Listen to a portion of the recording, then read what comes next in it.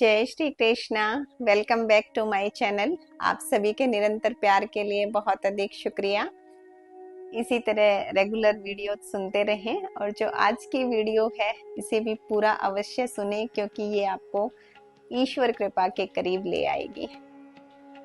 ईश्वर कृपा क्या होती है और क्या संकेत है कि आपको ईश्वर कृपा मिल रही है?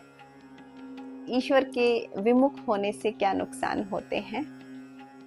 तो देखिए, सबसे पहले तो जिन भक्तों के जीवन में थोड़े बहुत कष्ट आते रहते हैं, संघर्ष चलते रहते हैं, मान लीजिए उन पर ईश्वर की बहुत अधिक कृपा है। पहला ही संकेत है, क्योंकि एक सामान्य जीवन जीना तो पशुतर जीवन है। जब तक जीवन में संघर्ष नहीं, तब तक आप उद्धार नहीं कर सकते, और ईश्वर कृपा के पात्र बनने के लिए तो गहरे दुखों से भी निकलना पड़ता है। जिस समय महाभारत का युद्ध समाप्त हुआ और कुंती माता से श्री कृष्ण विदा लेने लगे, उस समय माँ कुंती से श्री कृष्ण भगवान ने कहा कि मांगो, क्या मांगती हो? तो माँ कुंती जो है, उन्होंने कहा कि अब मुझे दुख दे दो। तो श्री कृष्ण ने कहा, बुआ ये क्या मांगा? आप सुख तो सभी मांगते हैं, आपने दुख क्यों मांग लिया? तो कुंती जी ने कहा कि जब तक दुख थे तब तक तुम हमारे साथ थे।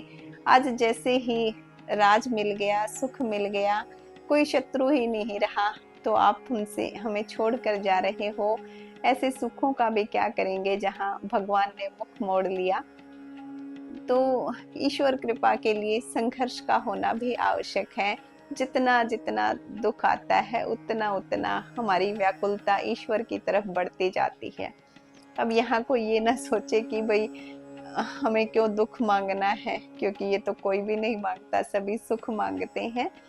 सुख जो है वो आपको मिल ही जाते हैं। भौतिक सुखों की जहाँ कामना है, वो तो जो ईश्वर भक्ति करते हैं उनको सारे भौतिक सुख मिलते हैं। यहाँ पर आध्यात्मिक सुख की बात हो रही है, और हम आपके जीवन में दुख नहीं चाहते, बस ये चाहते हैं कि ईश्वर के प्रति आपका प्यार बना रहे और संघर्षों से लड़ने की ताकत बढ़ती रहे। ये भी एक पावर का ही काम करेगी, क्योंकि हम सभी के जीवन में दुख आते रहते हैं। तो जिस समय दुखों का वातावरण होगा, उस समय यदि इस बात को भी याद करेंगे कि दुख के समय भगवान रहते हैं, तो इससे हमें पावर मिलेगी। एक और इसमें कृपा की बात जैसे आती है कि यदि भगवान हमसे विमुख हो जाते हैं तो उस समय क्या कष्ट आते हैं और क्या नहीं। ये उदाहरण हम लेंगे रामायण से। रावण जो थे वो उन्होंने शनि को बांध रखा था। जैसे आजकल बात करते हैं ना कि इसकी साढ़े सती चल रही है, साढ़े सती समाप्त हो गई तो अच्छे दिन आ जाएंगे। अरे जो रावण थे उन्होंने शनि को ही बांध रखा था। सारे जो ग्रह नक्षत्र थे अपने ज्ञान से, अपनी साधना से उनको अधीन कर रखा था। आज तक भी रावण के विद्वता का गुणगान किया जाता है। तो अगर ग्रह नक्षत्र जिनके वश में थे लेकिन वो हरि से विमुख थे, तो उनका विनाश देख सकते हो किस प्रकार से हुआ।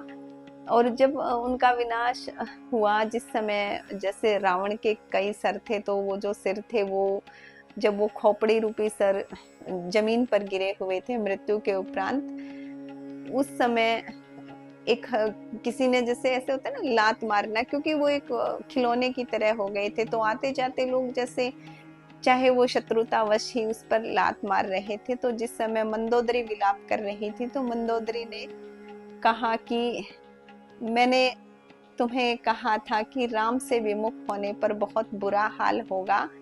राम विमुख यह हाल तुम्हारा। हे रावण, यदि तुम राम के सन्मुख रहते, राम में विश्वास करते, उनकी शरणागति होते, तो आज तुम्हारा ये हाल नहीं होता।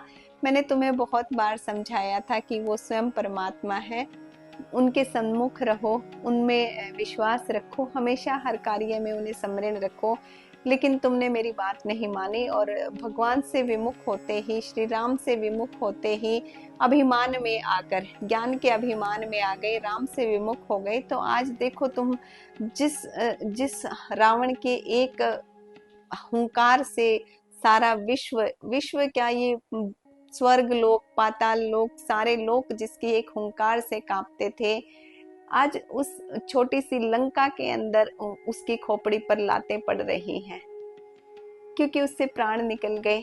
अभिमान के कारण तुमने अपनी सारी विद्वता को नष्ट कर दिया। यहाँ पर मंदोदरी ये स्पष्ट समझा रही हैं रावण के माध्यम से और उनकी जमीन पर मृत पड़ी खोपड़ियों और सिरों के माध्यम से, कि हम राम से जब विमुख होते हैं या भगवान से विमुख होते हैं तो किस तरह से अपमानित होते हैं या कैसा हाल होता है। तभी तो तभी मंदोदरी जी ने बार बार कहा, हाय रावण, यह हाल तुम्हारा सब राम के विमुख होने से हुआ है।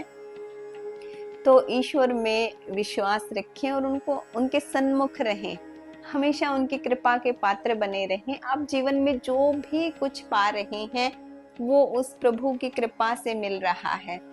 दृष्टा बनकर रहें, कर्ता स्वयं को ना समझें कि मेरे द्वारा हो रहा है। आप एक निमित्त मात्र हैं। हम या कोई भी जो भी मान पद प्रतिष्ठाएं हमें मिल रही हैं वो ईश्वर कृपा से हैं। हमें इस प्रकार की सद्बुद्धि से उन्होंने नवाजा है। यदि हम सद्कर्म करते हैं, भक्ति भाव करते हैं या अच्छे कर्म करते हैं जिसके कारण हमारा अच्छा भाग्य उदय है, ये ईश्वर कृपा से है।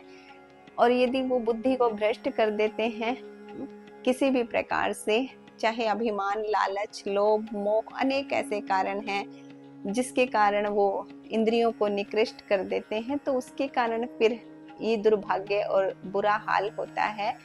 हमेशा ईश्वर के सन्मुख रहें, अपने हर कर्म में ईश्वर को स्मरण रखें, संभाव की स्थिति में रहें। जो भी साधक हैं सभी से यही प्रार्थना है, आप सभी का कल्याण हो, खूब कल्याण हो। ईश्वर की कृपा आप पर निरंतर बनी रहे, कभी जीवन में दुख ना आए, ये भी प्रार्थना है। और यदि दुख आए तो इतनी शक्ति अपने अंदर रखें कि आप उसमें भी परमात्मा का आशीर्वाद और कृपा समझकर आनंदित होते रहें। ईश्वर की कृपा और उनकी शरण में रहें, प्रभु पर विश्वास रखें। वो हर किसी के जीवन में प्रकाश लेकर आते हैं, जो भी उनकी शरण में रहते हैं, उनके सन्मुख रहते हैं। घबराएं नहीं, खुश रहें, आनंदित रहें। आप सभी का कल्याण हो और इसी तरह सत्संग सुनते रहें और आध्यात्मिक उन्नति करते रहें। संभाव की स्थिति में रहें, दुख में उछले नहीं, दुख में निराश ना हो और सुख में उछले नहीं। प्रभु की कृपा समझकर हर भाव को स्वीकार करते रहें, आनंदित रहें। जय श्री कृष्ण।